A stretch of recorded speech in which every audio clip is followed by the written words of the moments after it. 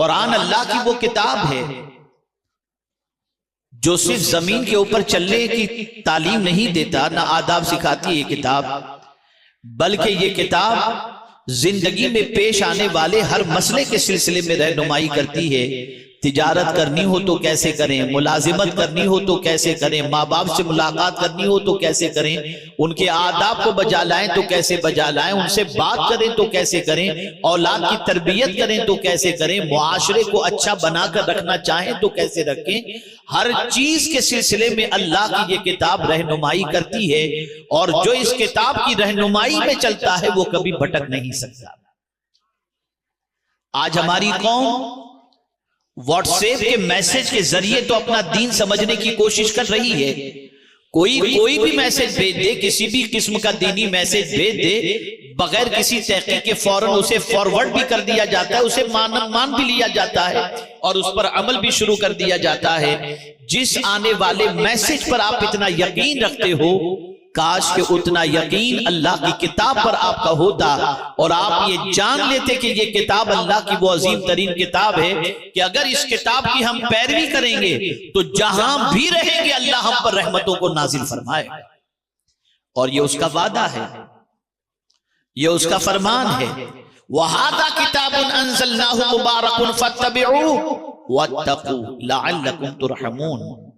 اللہ فرماتا ہے یہ کتاب اس کو ہم نے نازل کیا، یہ برکت والی کتاب ہے، اس کی پیروی کرو اور اللہ سے ڈرو۔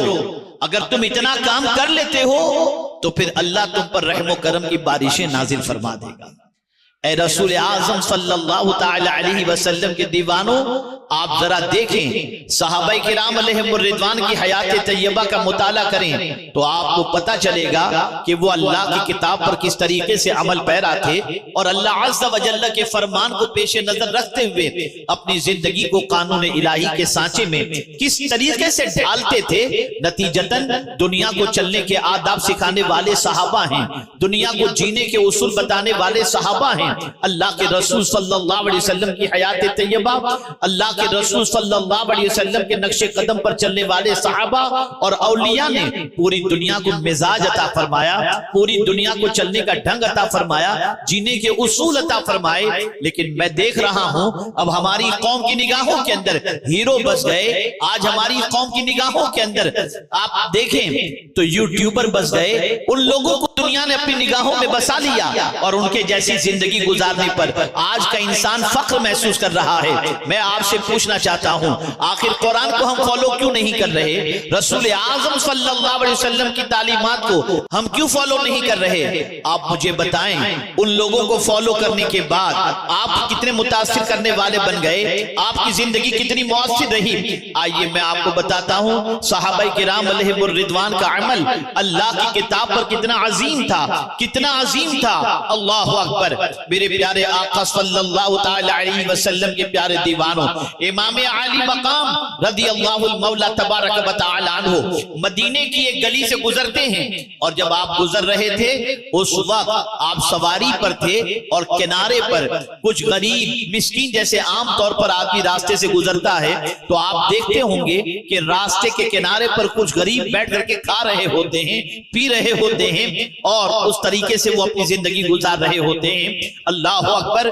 امام عالی مقام راستے سے گزر رہے ہیں مدینے کے، ایک گروپ بیٹھا ہوا تھا غریبوں کا، وہ کھانا کھا رہے تھے، ان کی نظر امام حسین پر پڑی تو امام حسین کو دیکھنے کے بعد کھڑے ہو گئے ادباً، اور کھڑے ہونے کے بعد عرض کرتے ہیں حضور آپ بھی تشریف لائیں۔ جیسا کہ عام طور پر کوئی کھانے والا کھا رہا ہوتا ہے تو کوئی نکلتا ہے تو کہتا ہے کہ آئیے آپ بھی تشریف لائیں، یا کسی معزز کا گزر ہوتا ہے تو اسے بھی آنے کی دعوت دی جاتی ہے۔ امام حسین رضی اللہ تعالی عنہ سواری سے اتر جاتے ہیں، ان غریبوں کے ساتھ بیٹھ کر کھانا کھاتے ہیں، اور اس کے بعد ان غریبوں سے فرماتے ہیں تم بھی میرے یہاں آ جانا، میں آج تم کو دعوت دیتا ہوں، تم سب میرے گھر آنا تاکہ میں بھی تمہاری ضیافت کر سکوں۔ یہ کہہ کر امام حسین سواری پر سوار ہو گئے۔ اللہ اکبر۔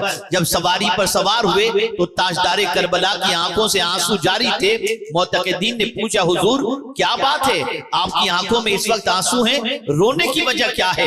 قرآن پر عمل کا جذبہ دیکھیے، قرآن کی پیروی کا جذبہ دیکھیے۔ تاجدار کربلا نے برجستہ فرمایا جب ان غریبوں نے مجھے دعوت دی کہ آئیے ہمارے ساتھ بیٹھ کر کھائیے. یہ فٹ پاتھ پر رہنے والے، یہ کمزور، یہ ناتواں بچا کچا کچھ کھا رہے تھے.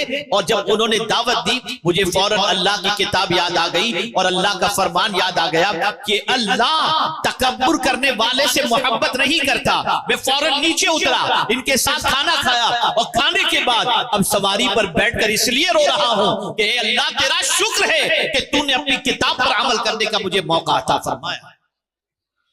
اے رسول اعظم صلی اللہ علیہ وسلم کے دیوانوں، آپ ذرا دیکھیں قرآن ہمیں کیا کیا حکم دے رہا ہے. قرآن کہہ رہا ہے اقیموا الصلاۃ، ہم نماز نہیں پڑھتے. قرآن کہتا ہے واجتنبوا قول الزور، جھوٹ سے بچو، مسلمان نہیں بچتا. قرآن کہہ رہا ہے قل للمؤمنین یغضوا من ابصارہم ویحفظوا فروجہم، آدمی اپنی نگاہوں کو نیچی نہیں رکھ رہا، آدمی پھاڑ پھاڑ کر نگاہوں سے غیروں کو دیکھتا ہوا نظر آتا ہے.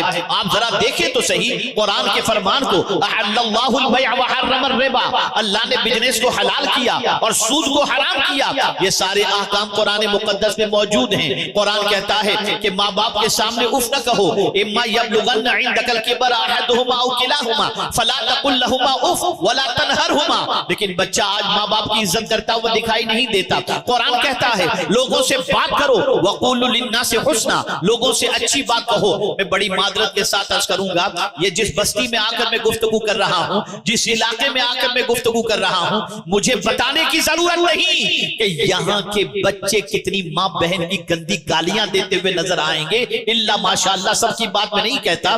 وجہ کیا ہے، سبب کیا ہے کہ گھروں کے اندر ماں اور باپ جب جھگڑتے ہیں تو گندی گالیاں دیتے ہیں، نتیجتاً بچوں کی زبان پر بھی گالیاں آ جاتی ہیں. آپ ذرا سوچو، غربت کی چکی میں پیسے جانے والے علاقوں کے اندر دین کی پوزیشن یہ ہے کہ اللہ کے فرمان کے خلاف زندگی گزر رہی ہے، طبیعت کے مطابق زندگی گزر رہی ہے، گانے باجے تماشوں میں زندگی گزر رہی ہے، نماز ترک کرنے میں زندگی گزر رہی ہے، ڈرگز سپلائی کرنے میں زندگی گزر رہی ہے، شراب اور جوے کے اڈے میں زندگی گزر رہی ہے. اللہ ماشاءاللہ سب ایسے نہیں. اگر آپ چاہتے ہو کہ حالات بدل جائیں، مزاج بدل جائے، اللہ عز و جل کامیابی سے ہمکنار فرمائے، تو آپ کو بہت زیادہ کچھ کرنے کی ضرورت نہیں. جو کچھ قرآن کہتا ہے اس پر عمل کرو، جس سے بچنے کا حکم دیتا ہے اس سے بچو، اور حضور جو دے رہے ہیں اسے قبول کرو، جس سے منع کر رہے ہیں اس سے باز آ جاؤ. تمہاری دنیا بھی سنور جائے گی اور تمہاری آخرت بھی سنور جائے گی.